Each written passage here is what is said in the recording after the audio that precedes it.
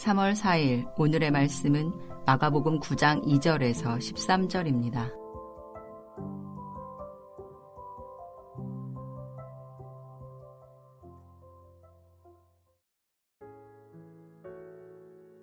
엿새 후에 예수께서 베드로와 야고보와 요한을 데리시고 따로 높은 산에 올라가셨더니 그들 앞에서 변형되사 그 옷이 광채가 나며 세상에서 빨래하는 자가 그렇게 희게 할 수 없을 만큼 매우 희어졌더라. 이에 엘리야가 모세와 함께 그들에게 나타나 예수와 더불어 말하거늘 베드로가 예수께 고하되 랍비여 우리가 여기 있는 것이 좋사오니 우리가 초막 셋을 짓되 하나는 주를 위하여 하나는 모세를 위하여 하나는 엘리야를 위하여 하사이다 하니 이는 그들이 몹시 무서워하므로 그가 무슨 말을 할지 알지 못함이더라. 마치 구름이 와서 그들을 덮으며 구름 속에서 소리가 나되 이는 내 사랑하는 아들이니 너희는 그의 말을 들으라 하는지라. 문득 둘러보니 아무도 보이지 아니하고 오직 예수와 자기들 뿐이었더라. 그들이 산에서 내려올 때 예수께서 경고하시되 인자가 죽은 자 가운데서 살아날 때까지는 본 것을 아무에게도 이르지 말라 하시니 그들이 이 말씀을 마음에 두며 서로 문의하되 죽은 자 가운데서 살아나는 것이 무엇일까 하고 이에 예수께 묻자와 이르되 어찌하여 서기관들이 엘리야가 먼저 와야 하리라 하나이까. 이르시되 엘리야가 과연 먼저 와서 모든 것을 회복하거니와 어찌 인자에 대하여 기록하기를 많은 고난을 받고 멸시를 당하리라 하였느냐. 그러나 내가 너희에게 이르노니 엘리야가 왔으되 기록된 바와 같이 사람들이 함부로 대우하였느니라 하시니라. 안녕하세요. 마가복음 9장 2절부터 13절을 함께 묵상하겠습니다. 성도 여러분, 혹시 이스라엘 민족의 신인 여호와를 우리가 왜 믿어야 하나요? 라는 질문을 받아본 적이 있으신가요? 혹은 이 질문을 스스로 해보신 적이 있나요? 기독교인들의 책인 성경은 온통 이스라엘 사람들에 관한 이야기입니다. 성경을 읽어보면 여호와 하나님은 이스라엘의 민족이 믿는 신이었습니다. 그렇다면 이스라엘 민족 신인 여호와는 어떻게 온 세상을 다스리는 신이 되었고 우리는 여호와를 믿어야 하는가에 대해 궁금증이 생깁니다. 이런 궁금함이 없어도 여호와 하나님을 온 세상의 창조자이시며 나의 주인으로 고백하시는 분들도 계십니다. 그럼에도 불구하고 궁금증이 생길 수 있습니다. 우리는 왜 이스라엘의 민족 신을 믿어야 할까요? 그 이유는 예수 그리스도 때문입니다. 예수는 하나님의 뜻을 가르치고 실천하며 살아가십니다. 예수께서는 하나님의 부르심에 순종하여 십자가에서 죽습니다. 예수께서 살아계실 때 다시 부활할 것을 예고했는데 그대로 부활하십니다. 그뿐 아니라 많은 사람이 보는 가운데 하늘로 높이 올라가셨습니다. 승천하신 것이죠. 예수님의 가르침과 삶, 죽음과 부활, 승천하신 사건은 예수께서 참 하나님의 아들임을 증명하기에 충분했습니다. 예수께서 하나님의 아들이시라면 그의 아버지는 참 신이 되십니다. 예수께서 아버지로 고백하는 참 하나님이 누구인가요? 예수께서 자신의 아버지로 지칭한 신이 바로 이스라엘의 신 여호와이십니다. 이해가 되시나요? 예수가 하나님께서 보내신 그리스도임을 사람들이 믿었기 때문에 예수를 통해 여호와 하나님이 참 신임을 알 수 있게 된 것입니다. 고대 사회는 민족마다 섬기는 신이 있었습니다. 구약 성경인 열왕기서를 읽다 보면 이스라엘의 신과 이방 신, 즉 바알, 아세라 신이 마치 대결을 연상케 하는 장면들이 나옵니다. 고대의 많은 신들 중에 이스라엘의 신이 참 하나님이 되시도록 예수 그리스도 사건이 확증해 주었습니다. 그래서 1세기 사람들은 예수가 그리스도이시고 예수의 아버지이신 여호와를 참신으로 인정했습니다. 이 사실을 후대에 알리기 위해 복음서의 저자들은 예수님에 관해 기록한 것입니다. 오늘 우리가 묵상할 본문도 그러한 맥락 속에 있습니다. 오늘 본문을 살피기 전에 먼저 앞 문맥을 살펴볼 필요가 있습니다. 앞 문맥인 8장 27절부터 33절은 베드로의 고백을 중심으로 예수께서 그리스도, 즉 메시아이심이 드러납니다. 그리고 곧 이어 8장 31절은 첫 번째로 자신이 죽고 부활할 것을 말씀하십니다. 예수께서는 그리스도로 이 세상에 오셨고 그의 일은 죽는 일이었음을 말합니다. 자신들을 해방시켜줄 그리스도가 죽는다는 사실은 베드로뿐 아니라 다른 사람들에게도 큰 충격이었습니다. 이 일이 있은 후 예수께서는 높은 산에서 새하얗게 빛나는 모습으로 변합니다. 고대 사회에서 신적 존재는 종종 희고 빛나는 옷을 입은 것으로 묘사되었습니다. 마침 구름이 와서 온 산을 덮습니다. 구름은 하나님의 등장을 알려주는 표현입니다. 이때 구름 속에서 소리가 납니다. 이는 내 사랑하는 아들이니 너희는 그의 말을 들으라.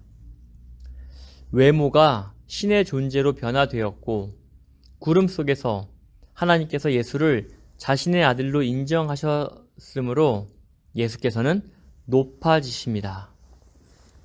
앞서 8장에서 예수는 고난받고 죽는 자였지만 9장에서는 하나님께서 인정하시는 신의 존재로 높아지십니다. 다른 공관 복음서인 마태와 누가도 이런 맥락으로 변화산 사건을 기술했습니다. 이 맥락으로 변화산 사건을 이해할 때 우리에게 큰 유익이 있습니다. 그리스도이신 예수께서 이 땅에 고난받는 종으로 오셨습니다. 예수께서 고난받고 죽는다고 해서 그의 그리스도 되심이 상실되지 않습니다. 나약한 신이 되는 게 아닙니다. 오히려 성부 하나님께서 그를 자신과 같이 높여 영광받게 하십니다. 빌립보서 2장 8절부터 9절은 이를 잘 해석해 줍니다. 사람의 모양으로 나타나사 자기를 낮추시고 죽기까지 복종하셨으니 곧 십자가에 죽으심이라. 이러므로 하나님이 그를 지극히 높여 모든 이름 위에 뛰어난 이름을 주셨다. 베드로는 예수를 그리스도로 고백하지만 정작 예수께서 하실 일을 알지 못했습니다. 그래서 예수께서 자신이 죽고 다시 살아나야 한다는 사명을 이야기하셨을 때 반대하고 나선 것입니다. 예수께 큰 기대를 걸었던 모든 사람이 실망했을 것이에요. 그러나 하나님께서는 그들에게 예수께서 누구신지 기적으로 확인시켜 주셨습니다. 이것이 변화산 사건이 주는 의미일 것입니다. 이렇듯 예수께서 자신이 하나님이심을 무엇보다 명확하게 드러낸 장면이 이 변화산 사건에서 일어납니다. 예수께서는 베드로와 야고보, 요한 세 사람의 목전에서 새하얗게 빛나는 모습으로 변하셨습니다. 예수님의 옷은 세상의 어떤 빨래꾼이라도 희귀할 수 없을 만큼 새하였습니다. 그 당시의 신적 묘사는 종종 희고 빛나는 옷을 입은 것으로 묘사되었습니다. 베드로와 야고보, 요한 이 세 사람의 눈앞에 펼쳐진 광경은 예수께서 하늘의 존재이신 하나님이셨음을 무엇보다 잘 보여줍니다. 예수께서는 자신의 영광스러운 모습을 왜 3명의 제자에게만 보여주었는지는 알 수 없습니다. 그들은 예수의 선택에 의해 특별한 경험을 합니다. 아마도 이 때문에 얼마 후 그들은 다른 제자들보다 더 높은 지위를 기대하게 되었는지 모르겠습니다. 10장 35절부터 37절에 나와 있습니다. 이어서 예수께서 변화하신 상황에 엘리야와 모세가 등장합니다. 여기에서 사소한 질문이 발동합니다. 제자들은 옛날 사람을 어떻게 알아보았을까요? 예수님이 알려주셨을까요? 혹은 알아볼 수 있는 표식이 있었을까요? 진짜 궁금하지만 사실을 알 길은 없습니다. 중요한 건 엘리야와 모세가 등장한 이유입니다.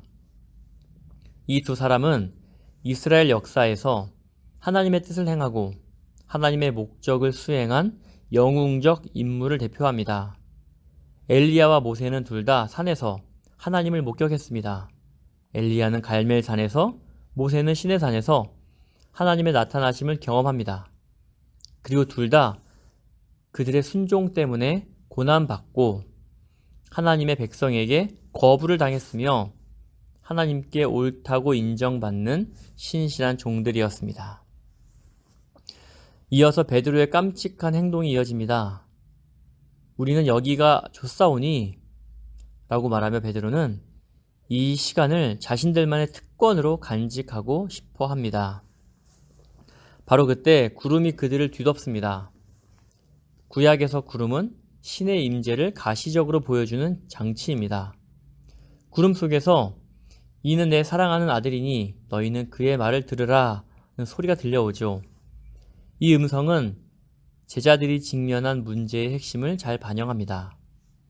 예수께서 자신의 죽음과 부활을 이야기했을 때 제자들은 큰 충격을 받습니다.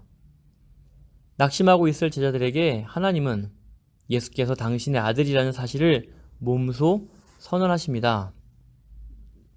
이미 마가복음 1장 11절에도 하나님은 예수님을 당신의 아들로 선언하셨습니다.